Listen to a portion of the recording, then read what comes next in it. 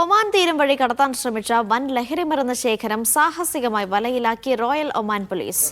ഘാട്ട് എന്ന ലഹരിമരുന്ന് കടത്താൻ ശ്രമിച്ച സംഘത്തെയാണ് കടലിലൂടെ നടത്തിയ ചേസിലൂടെ ROP പിടികൂടിയത്.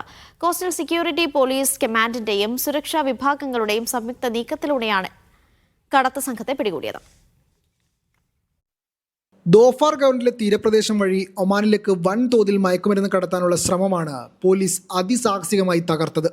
കഴിഞ്ഞ ദിവസം ഉച്ചയ്ക്ക് 2:00-ഓടെയാണ് സംഭവം. കടലിൽ സംശയാസ്പദമായ ബോട്ട് ശ്രദ്ധയിൽപ്പെട്ടതോടെ കോസ്റ്റ് ഗാർഡ് നിരീക്ഷണം ആരംഭിച്ചു. തങ്ങളെ നിരീക്ഷിക്കുന്നുണ്ടെന്ന് കടത്തു സംഘവും അറിഞ്ഞിരുന്നില്ല.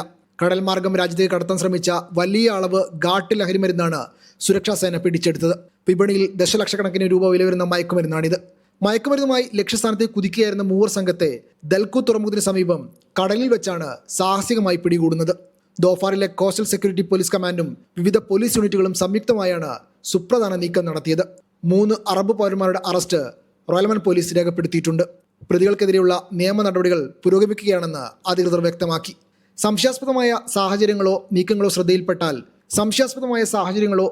ശ്രദ്ധയിൽപ്പെട്ടാൽ ഉടനടി പോലീസിനെ അറിയിക്കണമെന്ന് അധികൃതർ ജനങ്ങളോട് ആവശ്യപ്പെടുന്നുണ്ട്. തീരപ്രദേശങ്ങൾ കേന്ദ്രീകരിച്ച് റോയൽ ഒമാൻ പോലീസ് നിരീക്ഷണം കൂടുതൽ ശക്തമാക്കിയിട്ടുണ്ട്. Media 1 Muscat.